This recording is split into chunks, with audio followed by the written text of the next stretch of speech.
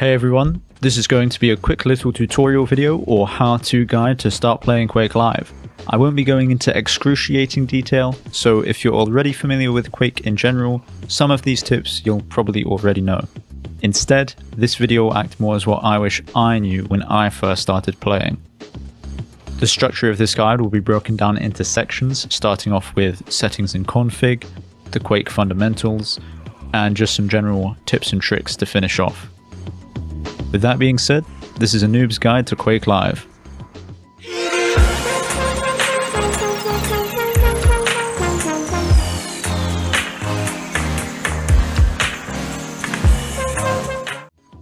So, booting up the game for the first time, I would recommend you jump into the in-game tutorial crash course. It's pretty self-explanatory, if not all that useful as a tutorial. For now, I'm just going to hop into my own custom offline game. You can do this by going to play and then start match. Here, you can leave pretty much all of the settings to default, just to make sure you select match type offline. Now that we're in game, let's hit escape and take a look at a couple of settings. First, weapon binds. You want to bind nearly all weapons to something that you can immediately access. Quake players have all sorts of crazy configs. Old school players even bind jump to right click, so you can't go too wrong here. Just make sure that these guns are all bound to something you can quickly access. The next menu is under team, and here we just need to change two things. Set the force enemy skin to bright, and then change these colors to be the maxed out green value. After doing that, the only other thing we'll need to look at is under video settings, and here you probably want to turn off bloom and optionally turn off dynamic lighting. If you're an ADHD riddled zoomer like me, then you're in luck, because in the description of the video you'll find 2 lines of commands that you can just copy paste straight into the console and hit enter. This will save you manually changing a bunch of the default settings that the majority of the player base will already have set. But if you don't want a specific change, then just omit them from the commands that you paste into the console, or you can change any of these settings back to their default value by entering the command into the console with no suffix to see its current and default value, and then re-enter the command with whatever the default value was to change it back. Now, I didn't include another change that many players in-game use, and that is r_picmip. This setting changes the quality of textures rendered in-game. The values range from 0 to 16, with 0 being the default full fidelity textures, and 16 being totally flat textures. I personally play on picmip 3 or 6, but I'll leave it up to you to decide what you like. If you have changed the picmip value, then enter vid_restart to apply your video settings. With all those settings done, your game should go from looking something like this to looking something more like this.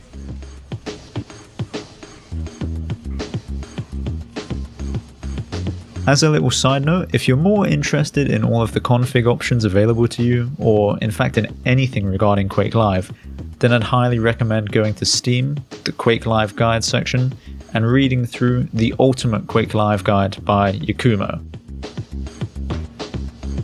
Now that we are set up, we can add bots into our current game by hitting escape and going to add bot.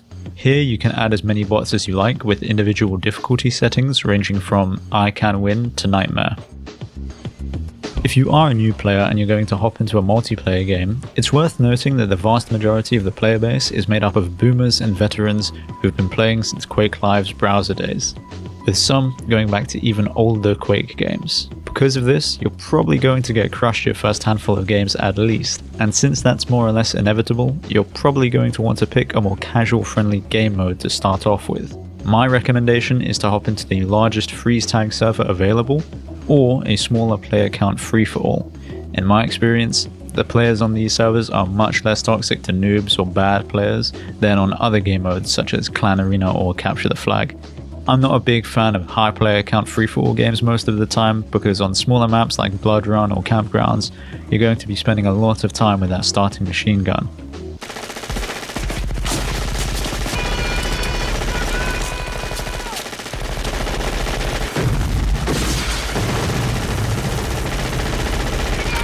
I would also not recommend a noob to hop into duels right away, as skill disparity in this game mode is at its most punishing, and if the opponent is even slightly better than you, then you're most likely going to get stomped. If you're on European servers, then hop into the FT Classic De Melodero server, since that's where all the cool kids hang out. So, what's the most important thing to know when starting out in QuakeLive? How do we not get bodied in every single game that we play? Well, you might think it's just about dealing more damage or hitting more shots with better aim, but spoiler alert, it's not just your aim that matters. That's not to say that aim is unimportant, but if you've played some FPS games before, then you should be good enough to start out. I'd say above just raw aim skill, the main way you're likely to see an improvement is through understanding the other elements of QuakeLive's gameplay. As a noob myself, I decided to break this down into the 3 following principles: movement, timing, and weapon selection.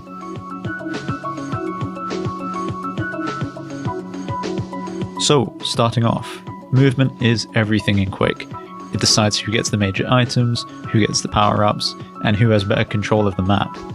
Even in game modes like Clan Arena where there are no pickups, just being able to dart around the map to get better positioning, make yourself harder to hit, escape bad fights, and catch players off guard, being able to use movement for all of this will make all the difference.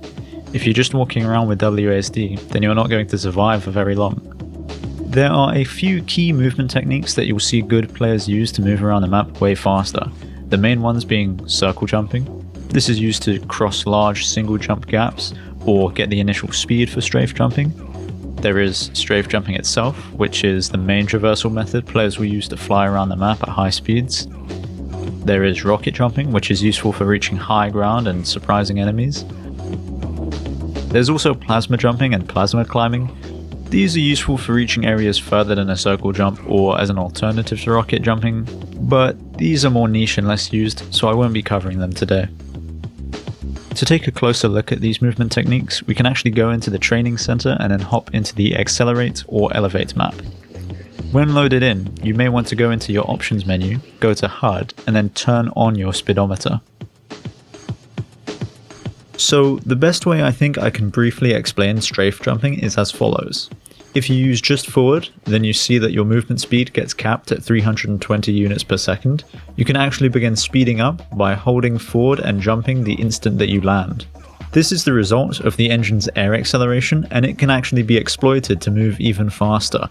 If you hold forward plus left or right while moving the mouse in the same direction that you're turning, you can see that you actually accelerate faster than before. The only issue with this is that you cannot make sharp turns or you'll actually kill your speed. Getting a feel for this movement will mainly come down to time and practice, but try and traverse through the accelerate map using this and see how far you can get. For rocket jumping, it's actually much simpler to explain. Just point at the ground with the rocket launcher, then jump and shoot at the same time. The Elevate course is actually quite good at showing a new player everything that you can do with rocket jumping, so I definitely recommend checking that out, although finishing it may be kinda hard.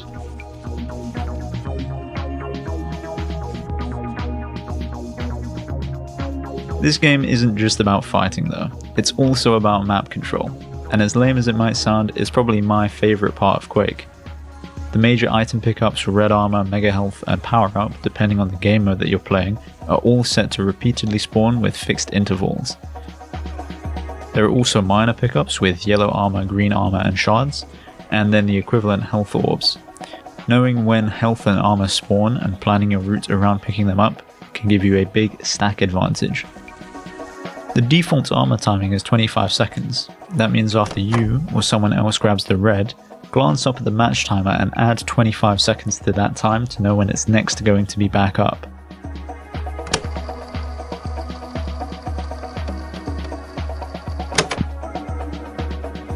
The same logic can be applied to Mega Health, although Mega Health spawns every 35 seconds, so you'll have to adjust your calculation accordingly. Power-ups work slightly differently. Maps with power-ups will not start with them spawned in right away. Instead, they will spawn between 50 seconds and 1 minute into the match. Once picked up, the power-up will spawn a fixed 2 minutes after. In team-based game modes, try and help your team secure the power-up area before it's going to spawn. It's also worth noting that in freeze tag, you may want to delay picking up the power up until the next round if your team already has the area secured and you're likely going to win the current round without it. It may sound tedious, but the only real way to learn timing is to glance up at the match timer when an item is picked up and do the mental math. This is going to take some of your brain power away from the rest of your gameplay, but eventually the math becomes much easier and soon the item timings will be largely internalized, so you don't have to think about it as much. Now, I wasn't quite sure what to call this idea, but in QuakeLive, switching guns often is required to optimize how effectively you can frag. You don't need perfect aim, but you do need to use the right weapon at the right time, having the right tool to do the right job in a sense. The different weapons in QuakeLive each serve a function, even the ones you may think are useless like the basic machine gun, and that is why you need all of your weapons hotkeyed so switching between them becomes second nature. Most of this could be learnt through hours of gameplay through osmosis, but here are a few pointers for the main weapons. The rocket launcher is great for close to mid-range fights and lets you deal splash damage to enemies if you don't hit them directly. The lightning gun has very high and consistent DPS and is best used for mid-range fights so long as you can track the enemy's movement with your mouse. The railgun is best for long-range fighting. It's particularly good at holding angles and punishing players going for items or moving through an area that you control. Both the plasma gun and the grenade launcher are great for spamming choke points and corners. The plasma gun has insane DPS if you can land all of your shots, and the grenade launcher can deal damage to enemies out of your line of sight. And the shotgun is good at doing high burst damage at close range as well as doing guaranteed damage to low HP targets at a distance. I think another weapon selection related thing that most noobs will underutilize are combo kills. Rather than just saying what a combo kill is, I'll try and give an example of how they can actually be used with this really shitty animation. So consider the following scenario. You just heard the enemy pick up red armor, so you retreat and grab the yellow instead. But using their stack advantage, they decide to rush you with LG. Since they will be able to soak more damage than you, you'd have to seriously out-aim the opponent in an LG duel to beat them, so it seems kind of doomed, right? Well, this is one situation where you could try and get a combo kill. This just means getting your enemy low HP with one weapon and then switching to another to finish them off. You almost always will want to switch to a weapon that can do immediate burst damage, such as the rocket launcher, railgun, or in this example, the shotgun. A combo kill won't be the best choice in all scenarios, as missing the shot can leave you even more vulnerable than before, but it could save you in a situation such as this.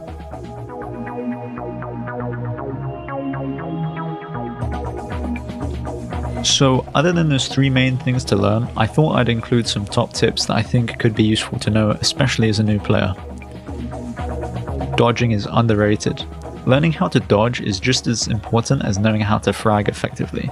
Learning movement will help you, but there are also specific methods of dodging. Against LG, you want to try and sidestep left and right rapidly and unpredictably.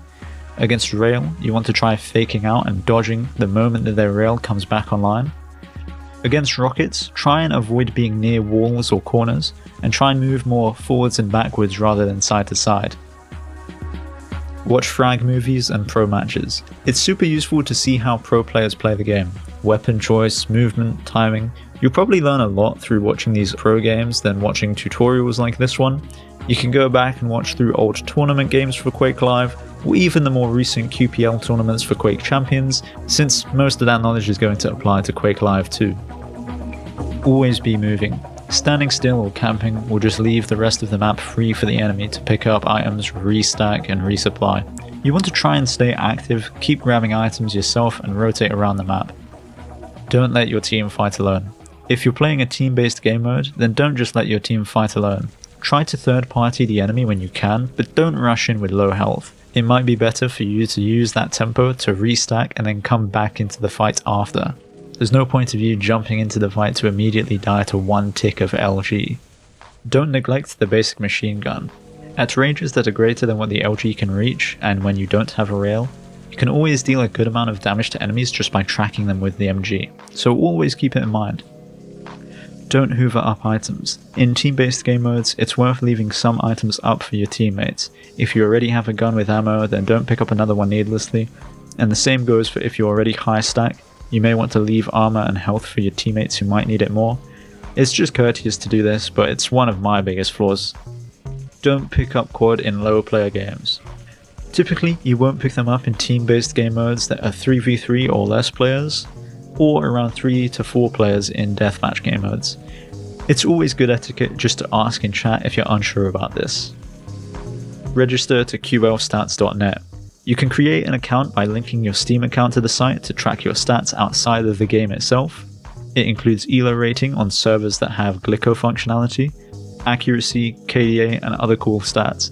There is also an in-game statistics page as well as a recent match page that will give you similar statistics, but within the game itself. You can view accuracy during your game. In settings under input, you can bind accuracy, which will show you the percentage accuracy of you or whoever you're currently spectating. This is bound to P by default. Use your drop bindings. You should also rebind the drop power up, drop flag, and drop weapon to something other than the arrow keys so that you can give these items to your teammates much easier. Quickly minimize or maximize the game.